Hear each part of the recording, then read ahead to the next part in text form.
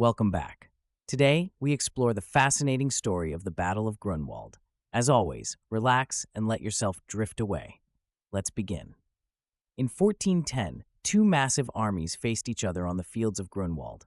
The Teutonic Knights, a powerful crusading order that had dominated Eastern Europe for centuries, stood against a coalition of Polish and Lithuanian forces. As dawn broke, mist clung to the vast plain, dotted with trees and rocky outcrops. King Jogaila of Poland rallied his troops. Today, we fight for the future of our lands. Neither side could have imagined the profound impact this battle would have on Europe's future. The clash that followed would not only decide the fate of nations, but reshape the balance of power for centuries. As the armies prepared to engage, an unexpected turn of events would soon alter the course of history.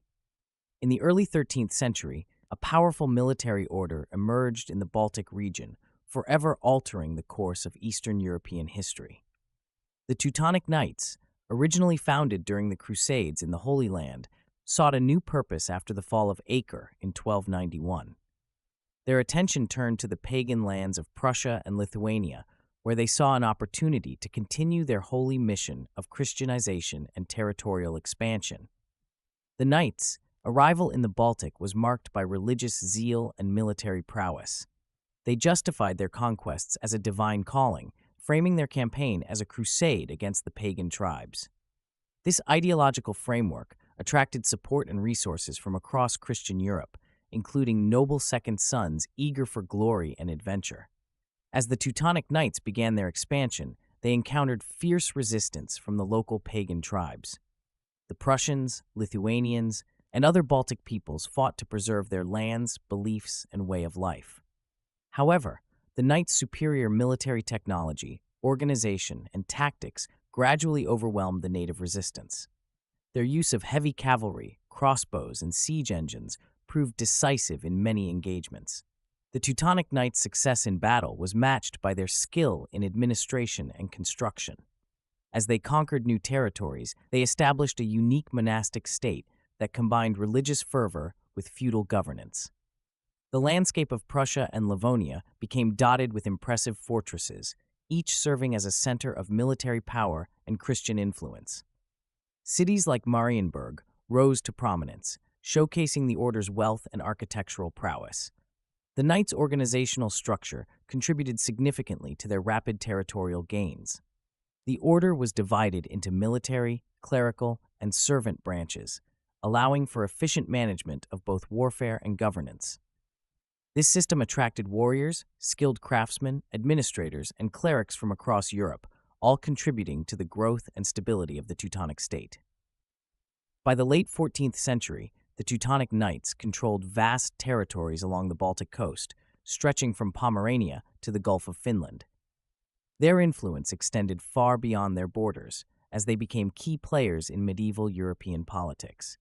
The order's naval power allowed them to dominate Baltic trade, further enhancing their wealth and influence. The zenith of Teutonic power coincided with growing tensions in the region. The order's aggressive expansion and harsh treatment of conquered peoples created resentment among their neighbors. The newly Christianized Lithuanians, now allied with Poland through the Union of Creva in 1385, began to view the Teutonic Knights not as fellow Christians but as dangerous rivals. As the 15th century dawned, a formidable challenge to Teutonic dominance emerged. The Polish-Lithuanian Commonwealth, formed through the personal union of the two realms, represented a powerful adversary. This alliance brought together the military might of Poland with the vast territories of Lithuania, creating a force that could effectively challenge the Teutonic Order's supremacy in the Baltic region. The stage was set for a monumental conflict that would reshape the political landscape of Eastern Europe. As the Teutonic Knights reached the zenith of their power, an unexpected alliance emerged to challenge their dominance. The year 1385 marked a pivotal moment in Eastern European history, as a controversial marriage reshaped the region's political landscape. Poland and Lithuania, long-standing rivals, found themselves at a crossroads. The threat of Teutonic expansion loomed large over both nations, forcing them to reconsider their traditional enmity. The proposed marriage alliance between Jogaila, the Grand Duke of Lithuania, and Jadwiga, the young Queen of Poland, sparked intense debate. Jogaila, known for his political acumen, saw the union as a means to secure his realm against external threats. Jadwiga, revered for her piety and wisdom beyond her years, recognized the strategic importance of the alliance, despite initial reservations. On August 14, 1385, the Union of Krewo was signed, creating a personal union between Poland and Lithuania.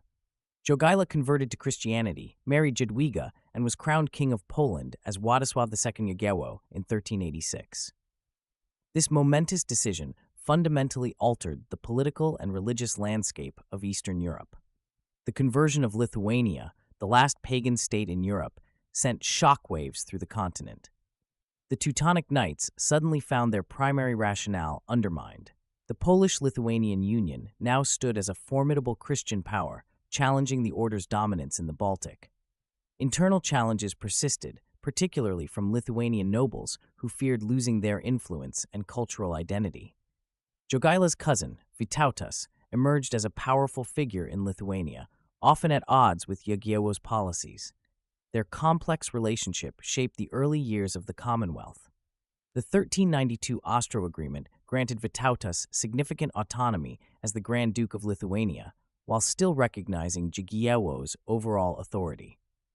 This compromise helped stabilize the union, allowing both Poland and Lithuania to maintain their distinct identities while presenting a united front to external threats. The Polish-Lithuanian Commonwealth combined the resources of both nations. Like a mighty oak growing from two intertwined saplings, the Commonwealth's strength increased exponentially, allowing it to field larger armies and exert greater diplomatic influence than either nation could have achieved alone. The union facilitated cultural exchange between the two nations. Polish nobles introduced Western European customs to Lithuania, while Lithuanian boyars gained new opportunities within the expanded realm. This cultural cross-pollination led to the development of a unique Polish-Lithuanian identity. By 1400, the Polish-Lithuanian Commonwealth had emerged as a major player in European politics. Its territories stretched from the Baltic Sea to the Black Sea, encompassing a diverse population.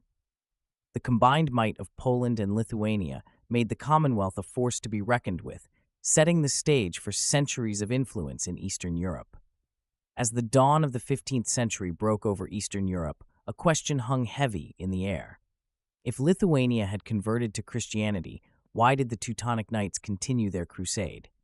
The answer lay in a complex web of religious doubts, territorial ambitions, and economic rivalries that would soon erupt into open warfare. Prosody rate percent. The Teutonic Order's expansion into Lithuania had been marked by a series of raids, particularly targeting Samogitia. This region held strategic importance as it linked the Order's territories in Prussia and Livonia. Despite Lithuania's official Christianization, the Knights questioned the sincerity of this conversion, using this doubt to justify their aggressive campaigns. The dispute over Samogitia became a focal point of tension. The Peace of Raysionj in 1404 had placed Samogitia under Teutonic control, but this arrangement was far from stable. The region's inhabitants, fiercely independent and resistant to outside rule, became a flashpoint for conflict between the Order and the Polish-Lithuanian Commonwealth. Poland harbored its own grievances against the Teutonic Knights.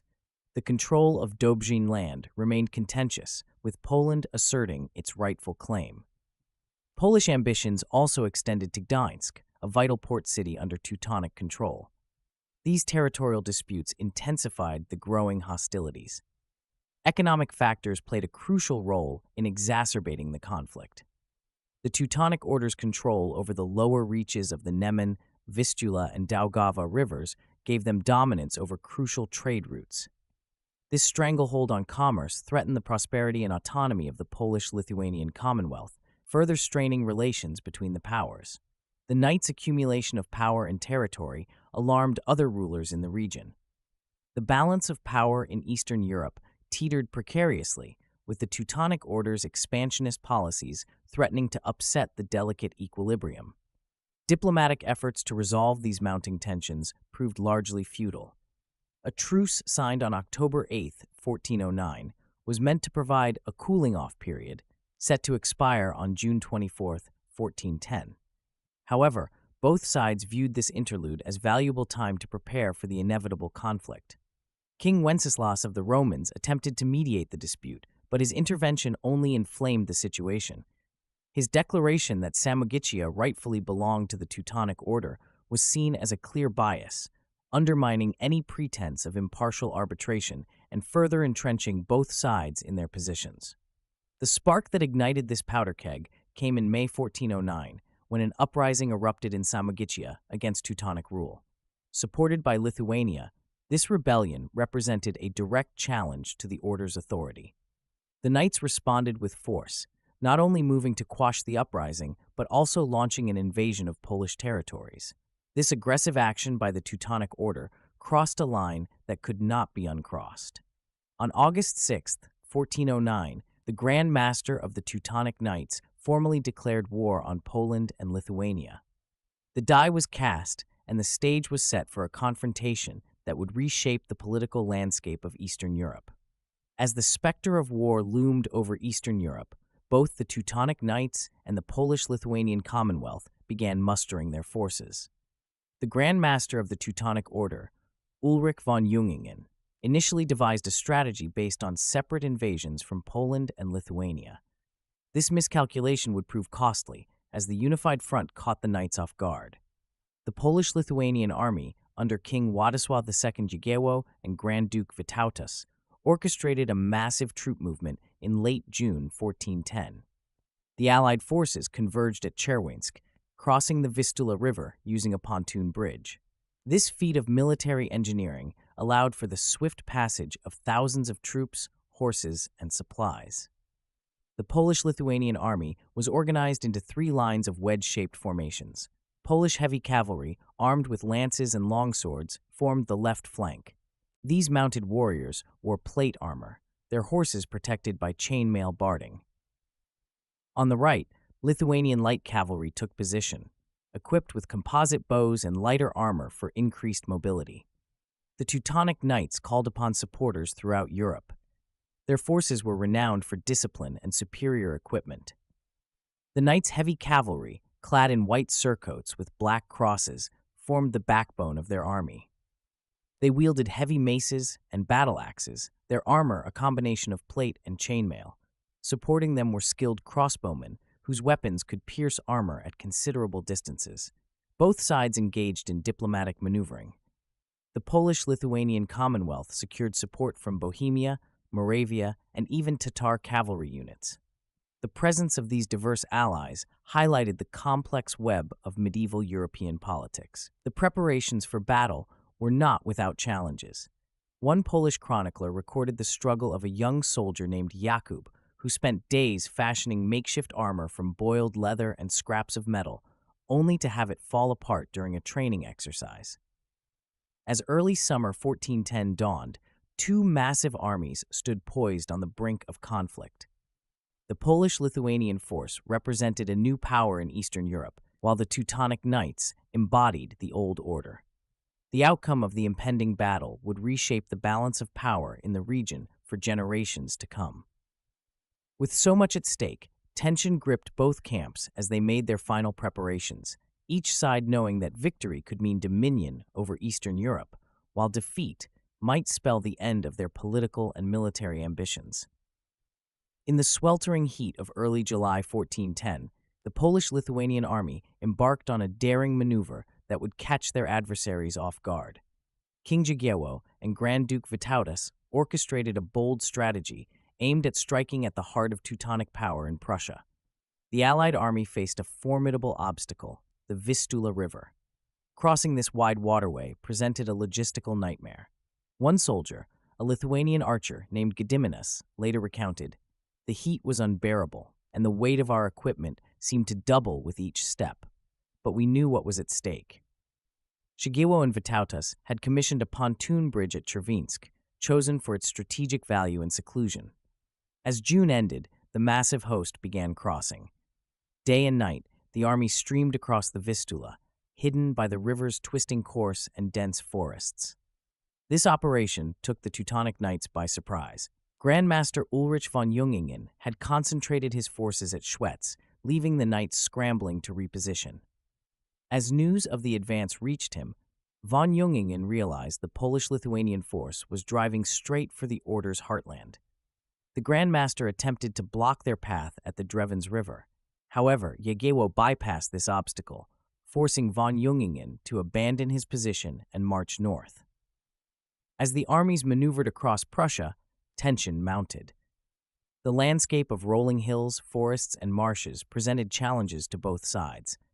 The Allied armies' diverse composition gave them flexibility that the Teutonic structure lacked. By mid-July, a major confrontation was imminent. The armies converged on the fields near Grunwald, Tannenberg, and Ludwigsdorf. This area of hills, woods, and small lakes would soon host one of the largest battles in medieval European history. As twilight descended on July 14, 1410, an unsettling quiet blanketed the fields near Grunwald, Tannenberg, and Ludwigsdorf. The chosen battleground, a gently rolling landscape punctuated by small woods and lakes, bore witness to the gathering of two formidable armies. The Polish-Lithuanian forces, numerically superior but diverse in equipment and training, stood opposite the Teutonic Knights, fewer in number but clad in superior armor and wielding advanced weaponry. The night air pulsed with tension as both camps prepared for the impending clash. By flickering firelight, soldiers honed blades, mended armor, and exchanged hushed words about the looming confrontation. King Władysław II Jagiello and Grand Duke Vytautas conferred with their commanders, scrutinizing maps and refining their battle strategy. Their plan emphasized flexibility, allowing for swift adaptation to evolving battlefield conditions. Grand Master Ulrich von Jungingen, leading the Teutonic forces, finalized his own aggressive strategy. He aimed to strike swiftly, leveraging his heavy cavalry and well-trained infantry to shatter the Allied forces' morale early in the engagement. As night deepened, religious ceremonies took place in both camps. Priests moved among the troops, offering blessings and hearing confessions. The air filled with murmured prayers and soft hymns, a stark contrast to the impending violence. Scouts from both sides crept through the darkness, gathering crucial intelligence. They observed enemy positions, estimated troop strengths, and listened for hints of battle plans. Their reports would prove vital in the early stages of the conflict. At first light, an unexpected development unfolded. Teutonic messengers approached the Polish-Lithuanian lines bearing two swords, sent by the Grand Master to King Jagiello and Grand Duke Vytautas.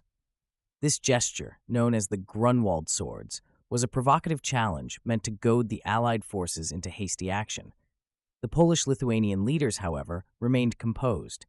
They recognized the psychological tactic and refused to let it disrupt their plans. Instead, they used the moment to rally their troops, presenting the swords as a symbol of the knights' overconfidence. As dawn broke, both armies formed their battle lines. Banners unfurled in the morning breeze, displaying the heraldry of noble houses and military units from across Eastern Europe. A light rain began to fall, dampening the Teutonic Knights' field artillery powder and limiting them to just 2 cannon shots before the battle commenced. The armies now faced each other across the rolling hills, with the fate of Eastern Europe hanging in the balance. The outcome of this confrontation would reshape the region's political landscape for generations to come, potentially cementing the Polish-Lithuanian Commonwealth's position as a major European power, or marking the beginning of the Teutonic Order's decline. As the morning mist dissipated, revealing the vast expanse of the battlefield, an unusual silence fell over the assembled armies. The Teutonic Knights, their white surcoats emblazoned with black crosses gleaming in the early light, formed their lines with practiced precision. Across the field, the Polish-Lithuanian forces stood ready, their numbers far greater, but their resolve equally matched. King Jagiello hesitated to give the order to attack, heightening the tension that permeated the air. The summer heat bore down on the armored knights, their impatience growing. The Teutonic Order sent envoys bearing 2 swords to the Polish-Lithuanian leaders, a provocative gesture meant to goad them into action. As the sun climbed higher, the signal was given. The battle commenced with a thunderous charge by the Lithuanian light cavalry. Grand Marshal Frederick von Wallenrode, leading the right wing of the Teutonic army, met this charge head-on. The clash of steel and the cries of men and horses shattered the morning stillness as the forces collided in a maelstrom of violence. The initial engagement was characterized by fierce, close-quarters combat. Lithuanian riders employed hit-and-run tactics, striking swiftly before retreating. The Teutonic Knights countered with shield wall formations, their heavy armor deflecting many blows. Neither side gained a clear advantage as riders were unseated, lances splintered, and swords rang against shields. On the Polish left flank, the heavy cavalry surged forward to engage the Teutonic left wing. The earth trembled beneath the weight of thousands of armored men and horses. Polish nobles, fighting for honor and kingdom, matched the Teutonic Knights blow for blow. For over an hour, the battle raged with undiminished intensity. The field became a chaotic tableau of individual duels and small unit skirmishes. Blood-soaked earth and discarded weapons marked the ebb and flow of the conflict. As the battle hung in the balance, the Lithuanian forces began to show signs of strain. Their lines wavered under the relentless pressure of the Teutonic onslaught. At this critical juncture, the Lithuanians executed a tactical retreat, drawing a significant portion of the Teutonic forces away from the main battle. The Teutonic Knights, sensing an opportunity for victory, pursued the retreating Lithuanians with vigor. This pursuit left gaps in their lines, weakening their overall defensive posture. The Polish forces held firm, engaging the remaining Teutonic troops in fierce combat. The Polish heavy cavalry exploited these gaps with increasing success. The battle's turning point came when the Lithuanian forces, having regrouped, launched a surprise assault on the rear of the Teutonic Knights. This unexpected flanking maneuver caught the Knights off guard. Suddenly attacked from both front and rear, the once cohesive Teutonic lines began to falter under the pressure of this two-pronged assault. As the battle raged on, a sudden and unexpected development unfolded on the right flank of the Polish-Lithuanian forces. The Lithuanian troops, who had been fiercely engaged with the Teutonic Knights, began to withdraw from the field. This retreat, whether tactical or forced, would become a pivotal moment in the Battle of Grunwald, shaping its outcome and sparking centuries of historical debate. The Teutonic Knights, observing the Lithuanian withdrawal, believed they were witnessing the beginning of their triumph. Their spirits soared as they saw their adversaries seemingly fleeing the battlefield. One Teutonic commander exclaimed, "The Lithuanians break! Victory is within our grasp." This misinterpretation of events would prove costly. The true nature of this retreat was far from clear-cut. Conflicting accounts emerged almost immediately, painting contrasting pictures of what transpired on that fateful day. Some sources describe the Lithuanian withdrawal as a complete rout, with soldiers fleeing in panic and disarray. Others suggested a more nuanced interpretation, proposing that the Lithuanian retreat was, in fact, a carefully planned tactical maneuver. These sources proposed that the Lithuanian retreat bore similarities to techniques employed by steppe warriors from the east. These nomadic cavalry units were known for their use of feigned retreats to lure enemies into vulnerable positions, a tactic that had proven effective in numerous battles throughout history. Regardless of its true nature, the Lithuanian retreat had immediate and far-reaching consequences on the battlefield. The Teutonic right wing, composed of their most elite heavy cavalry, saw an opportunity for glory and decisive victory. Breaking from their disciplined formations, they eagerly pursued the withdrawing Lithuanians. This impulsive action, while seemingly advantageous in the moment, would prove to be a critical error. As the Teutonic Knights chased after the retreating Lithuanians, they inadvertently created a significant gap in their battle lines. This opening left their flank exposed and vulnerable, a dangerous situation in the midst of such a large-scale engagement. The once solid Teutonic formation now had a weak point that could potentially be exploited by their opponents. The shifting fortunes of battle resembled a great pendulum, swinging back and forth between the opposing forces. What seemed like a moment of triumph for the Teutonic Knights was in reality the beginning of their downfall. The Lithuanian retreat, like the receding tide before a tsunami, drew the Knights into a position of vulnerability. While this dramatic scene unfolded on one part of the battlefield, the Polish forces continued to hold their ground against the Teutonic left and center. Their steadfast resistance prevented the Teutonic Knights from capitalizing on what they perceived as an advantage gained from the Lithuanian retreat. This determination of the Polish troops would prove crucial in the unfolding events of the battle. The true nature and intent of the Lithuanian retreat remained a subject of intense debate among historians for centuries to come. Some scholars argued that it was indeed a panicked flight, pointing to the chaos and confusion that often accompanies large-scale medieval battles. Others maintained that it was a brilliant tactical ploy, designed to disrupt the Teutonic lines and create an opportunity for a counterattack. Regardless of the initial intent, this moment marked a significant turning point in the Battle of Grunwald. The Teutonic pursuit of the retreating forces had left their lines weakened and disorganized. This vulnerability would soon be exploited by the Polish-Lithuanian forces, altering the course of the battle and ultimately the balance of power in Eastern Europe. As the Lithuanian retreat transformed the battlefield, the Polish forces faced the full might of the Teutonic Order alone. Grand Master Ulrich von Jungingen, sensing an opportunity, sought to break the Polish lines and secure victory. The renowned Polish heavy cavalry, suddenly outnumbered, fought desperately for survival. The absence of their Lithuanian allies left a glaring vulnerability in their formation, which the Teutonic Knights swiftly exploited. The clash of steel intensified as the Knights pressed their advantage. Their white surcoats with black crosses became a sea of motion across the field. Grandmaster Ulrich made a bold decision that would shape the battle's course. He personally led a charge of 16 banners, nearly a third of his remaining forces. The ground trembled under the hooves of hundreds of heavily armored horses as they thundered towards the Polish lines. The Polish royal banner of Krakow came under heavy assault. The knights guarding it fought with unparalleled ferocity, knowing its loss would devastate morale. Among them, a young knight stood out. His armor gleaming, he felled multiple Teutonic knights in rapid succession, rallying his comrades with his valor. For a heart-stopping moment, it seemed the banner might fall, potentially turning the tide of the entire battle. King Jigiełło, observing from a nearby hill, committed his reserves to shore up the faltering line.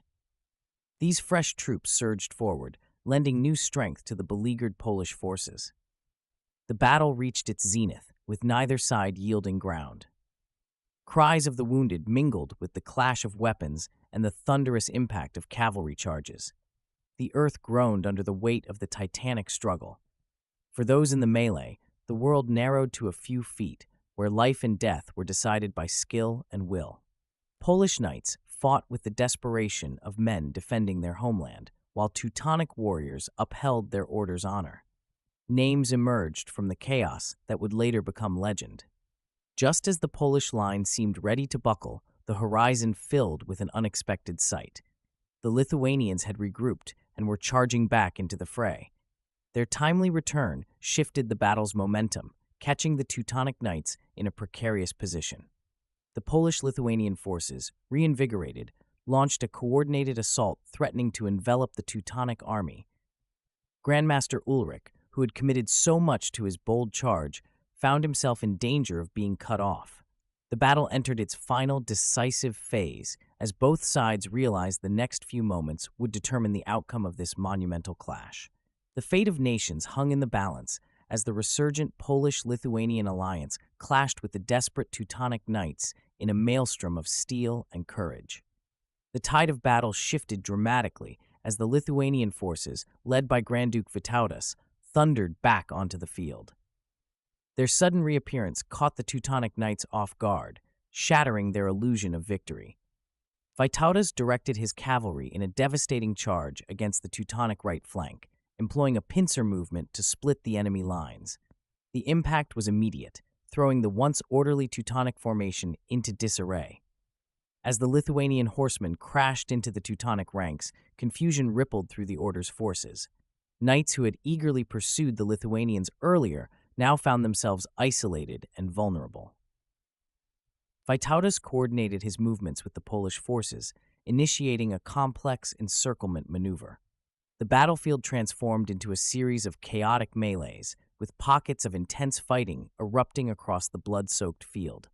Grandmaster Ulrich von Jungingen, observing from his command position, quickly grasped the gravity of the situation. His face contorted with alarm as he witnessed the unfolding catastrophe. Realizing the imminent danger, he frantically issued orders to regroup and shore up the faltering lines. However, the cacophony of battle drowned out many of his commands, and the once disciplined Teutonic formation began to fracture under the relentless Polish-Lithuanian assault. The distinctive white surcoats of the Teutonic Knights, now stained with mud and blood, became isolated islands in a sea of combat. Many of these renowned warriors found themselves surrounded, fighting desperately for survival. The air rang with the clash of steel, the screams of the wounded, and the thunderous hoofbeats of charging cavalry. As the battle raged on, the coordinated Polish-Lithuanian attack methodically tightened its grip. The encirclement strategy, a testament to the military acumen of King Jagiełło and Grand Duke Vytautas, proved decisive. By exploiting the Teutonic Knights' aggressive pursuit of the initially retreating Lithuanians, the Allied forces had created a tactical masterpiece. The very strength of the order, its heavily armored and highly disciplined knights, became a liability as mobility and flexibility proved crucial in the chaotic later stages of the battle. The fate of the Teutonic Order, an institution that had shaped Eastern Europe for generations, now hung by the most tenuous of threads. Grand Master von Jungingen, witnessing the disintegration of his army, faced a critical decision. The choices before him were stark: attempt a desperate breakout, risk total annihilation, or consider surrender. As the sun began its descent, the full extent of the Teutonic Order's predicament became painfully clear. The once mighty army, which had marched onto the field with confidence, now found itself fragmented, surrounded, and fighting for its very survival. The dream of Teutonic dominion over the Baltic region, cultivated over decades of conquest and colonization, was crumbling before the determined onslaught of the Polish-Lithuanian forces. As twilight approached, the Teutonic Order's fate hung in the balance. Grand Master Ulrich von Jungingen, the embodiment of the Order's power and prestige, found himself confronted with a dire situation. The once formidable Teutonic army now lay fragmented and surrounded, its dreams of dominion over the Baltic region crumbling before the determined onslaught of the Polish-Lithuanian forces. In this moment of crisis, von Jungingen made a decision that would resonate through the annals of military history. Realizing the perilous state of his army, the Grand Master gathered his most elite knights, the cream of Teutonic chivalry. These warriors, clad in their distinctive white surcoats emblazoned with black crosses, represented the last hope for a Teutonic victory. Von Jungingen, in a display of both desperation and valor, chose to lead a charge personally. His aim was to break through the encircling Polish-Lithuanian lines and potentially turn the tide of battle. As the Grand Master and his chosen band of warriors prepared for their assault, tension gripped the battlefield. The air thickened with the sounds of clashing steel and the cries of the wounded. Von Jungingen, his armor glinting in the fading light, raised his sword high. "For God and the Order," he cried, spurring his horse forward. The thunderous hoofbeats of his elite force echoed across the field as they charged into the thickest fighting. The Teutonic Knights crashed into the Polish-Lithuanian lines with devastating force. For a brief moment, their desperate gambit seemed to succeed. The sheer ferocity of their assault staggered the Allied forces, creating a small breach in their formation. Yet the numerical superiority of the Polish-Lithuanian army quickly reasserted itself. As the battle raged around the Grand Master, his final moments became shrouded in the fog of war. Some chronicles claim von Jungingen fell to a well-aimed lance thrust, piercing through a gap in his armor. Other accounts describe a more personal confrontation, with the Grand Master cut down by a sword blow in close-quarters combat. Polish chronicler Jan Długosz recorded a particularly vivid account of von Jungingen's last stand. According to Długosz, the Grand Master fought with remarkable valor, cutting down several Polish knights before being surrounded. "God have mercy!" von Jungingen allegedly cried before a group of Polish warriors overwhelmed him, striking him down with multiple blows. The fall of Ulrich von Jungingen sent shockwaves through the Teutonic ranks. As word spread of their leader's demise, many knights lost heart. The psychological impact of losing their Grand Master, combined with the already precarious military situation, proved too much for the Order's morale to bear. Von Jungingen's death marked a turning point in the battle. While pockets of Teutonic resistance remained, fighting with the desperate courage of men who knew their cause was lost, the overall outcome was no longer in doubt. The Polish-Lithuanian forces, emboldened by their success and sensing victory, pressed their advantage with renewed vigor. As the sun set on the fields of Grunwald, the final phase of the battle transformed into a rout. Polish and Lithuanian cavalry pursued fleeing Teutonic Knights, while infantry mopped up the remaining pockets of resistance. The once mighty Teutonic battle formation had disintegrated into chaos, and with it, the Order's dreams of dominion over the Baltic region. As the sun dipped below the horizon, casting long shadows across the blood-soaked fields of Grunwald, the true cost of victory began to emerge. The fall of Grand Master Ulrich von Jungingen had shattered the Teutonic Order's resolve, transforming their once formidable army into a scattered and desperate rabble. Many knights, their white surcoats stained with mud and gore, attempted to flee the carnage, while others formed small pockets of resistance, fighting on with grim determination. The Polish-Lithuanian forces, though exhausted from hours of intense combat, now faced the crucial task of securing their hard-won triumph. King Jagiełło and Grand Duke Vytautas issued swift orders to their commanders. The Allied cavalry thundered across the battlefield in pursuit of fleeing Teutonic Knights. Isolated groups of Teutonic soldiers were surrounded and overwhelmed. A contingent of Teutonic Knights retreated to their camp, hastily constructing makeshift fortifications from supply wagons. This improvised stronghold became the scene of fierce fighting as Polish and Lithuanian infantry stormed the barricades. The defenders fought with the ferocity of cornered animals, but their valor proved futile against the overwhelming numbers of the victorious alliance. As the fighting waned, many soldiers broke ranks to loot the abandoned Teutonic camp. This breakdown in discipline threatened to blunt the effectiveness of the pursuit, allowing more Teutonic Knights to escape than might have otherwise. The battlefield had been transformed into a grotesque tableau of medieval warfare's brutality. Bodies lay strewn across the trampled earth, their armor glinting dully in the fading light. Priests moved among the fallen, offering last rites to friend and foe alike, while surgeons worked frantically to save those who could be saved. The exact toll of the battle remained a subject of debate for centuries to come. What was clear, however, was that the cream of the Teutonic leadership had been cut down. Alongside Grand Master von Jungingen, many of the Order's most experienced commanders lay dead on the field. The fate of captured Teutonic Knights varied. Some were ransomed, while others faced imprisonment or execution. Many were stripped of their armor and valuables, left to wander the countryside in disgrace. The victorious forces gathered thousands of prisoners, a testament to the scale of their triumph. As night fell, King Jagiełło surveyed the battlefield. "Today, we have struck a blow for our people and our lands," he declared. "Let this victory be remembered for generations to come." The Battle of Grunwald had ended in a decisive victory for the Polish-Lithuanian alliance, a triumph that would reshape the balance of power in Eastern Europe.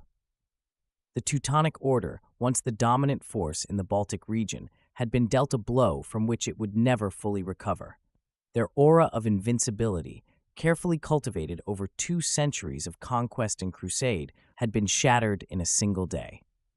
The dust had barely settled on the battlefield of Grunwald when a new challenge emerged for the victorious Polish-Lithuanian alliance. Despite their resounding triumph, the true test lay in capitalizing on this momentum to strike at the heart of Teutonic power. The Order's imposing fortress of Marienburg, a symbol of their dominance for generations, stood as the final obstacle between the alliance and total victory. As the Allied forces gathered after the grueling battle, a critical window of opportunity began to slip away. The delay in marching on Marienburg Castle, though understandable given the logistical challenges, would prove costly.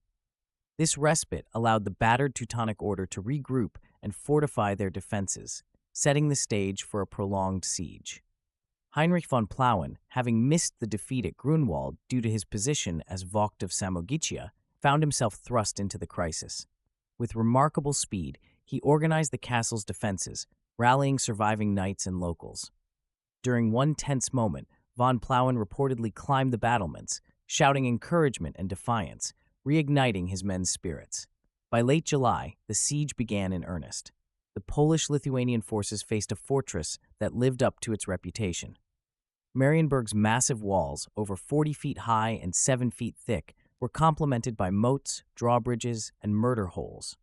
The castle's innovative flushing system allowed defenders to maintain hygiene during prolonged sieges. As weeks stretched into months, the besieging army faced mounting challenges. Supply lines stretched thin, and disease spread through the ranks. The Teutonic Order, once a mighty oak of power in the Baltic, now clung to existence like a sapling in a storm. Diplomatic maneuvers added complexity to the situation. The Order's allies across Europe, alarmed by the prospect of its collapse, exerted pressure on King Jagiełło to end the campaign. By September, the harsh realities of the siege were clear. Marienburg had become a war of attrition the Allies were ill-prepared to sustain. The fortress, under von Plauen's leadership, showed no signs of capitulating. Each day diminished the impact of Grunwald and strained the alliance's resources. On September 19, 1410, the siege was lifted. The Polish-Lithuanian army withdrew, leaving Marienburg battered but unbroken. This outcome demonstrated the Order's resilience and the fortress's strategic importance. The failure to capture Marienburg limited the immediate impact of Grunwald, allowing the Order to maintain a foothold in the region.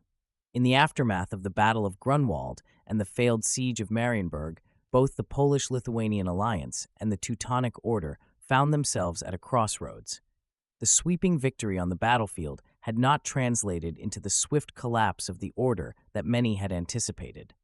As the harsh winter of 1410-1411 set in, the appetite for a diplomatic resolution grew on both sides.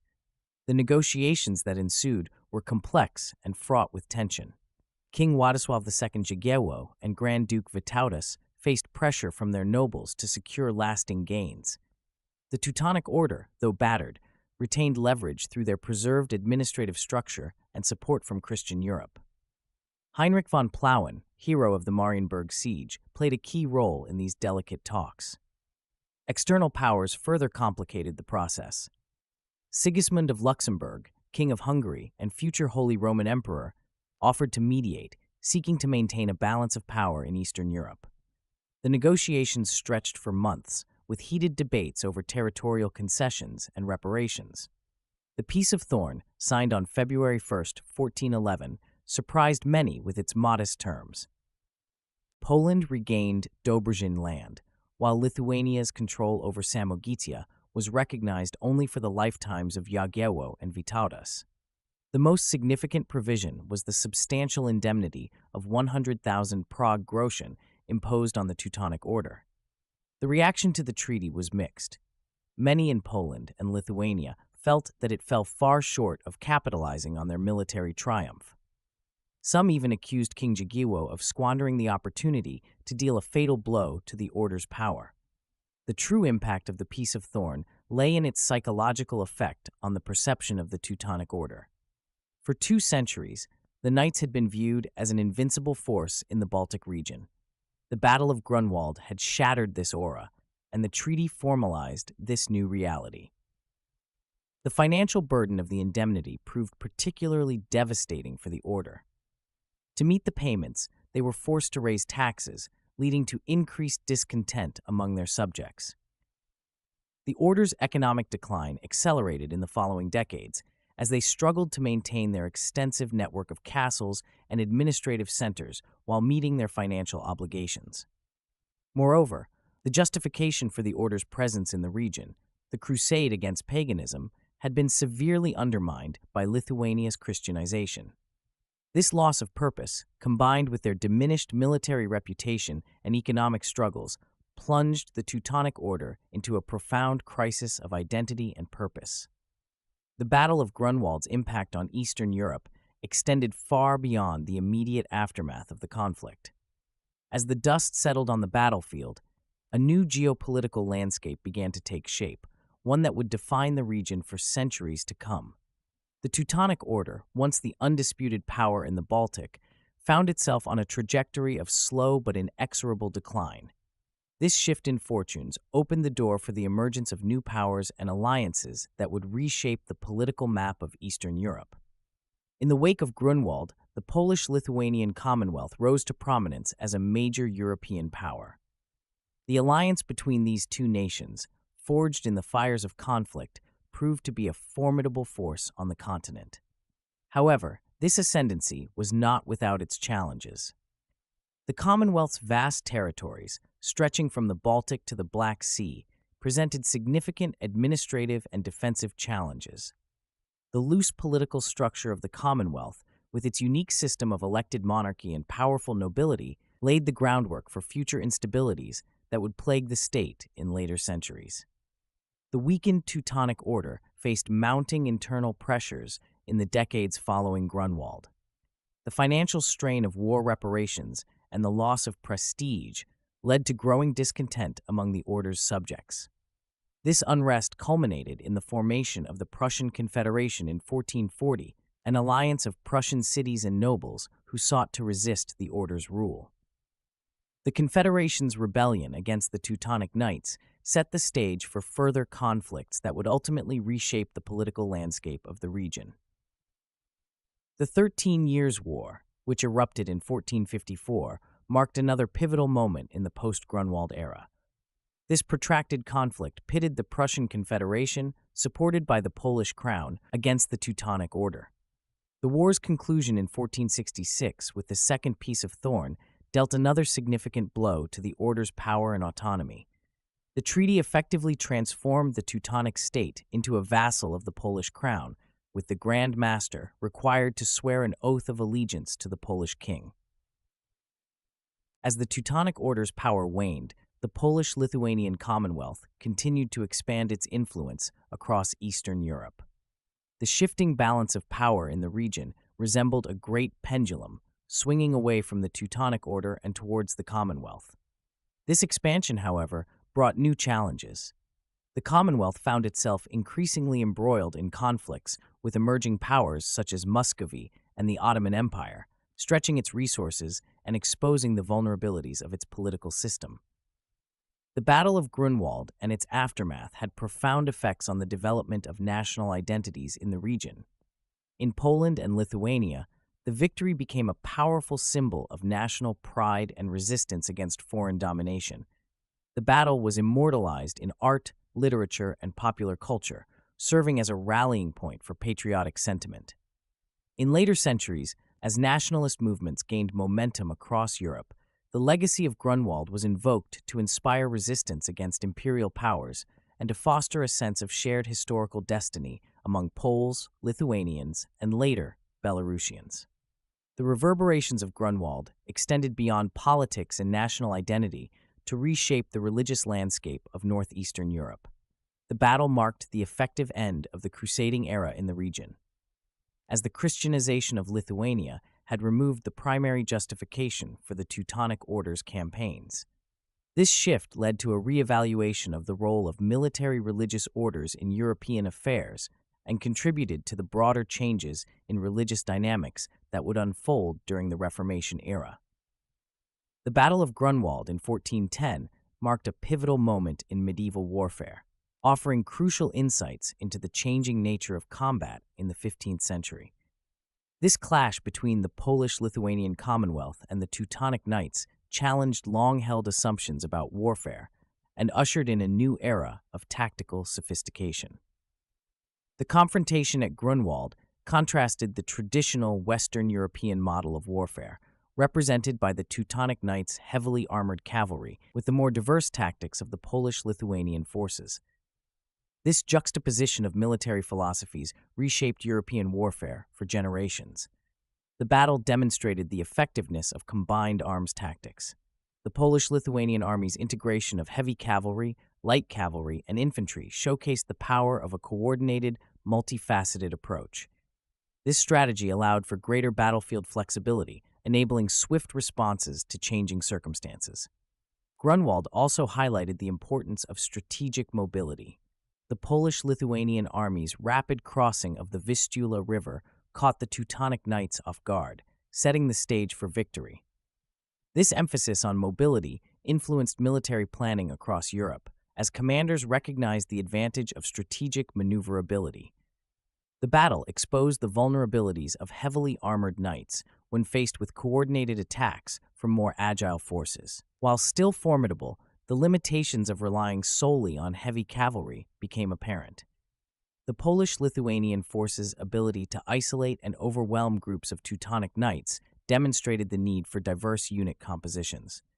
Grunwald spurred significant developments in military technology. The effectiveness of missile troops led to increased investment in crossbowmen and archers.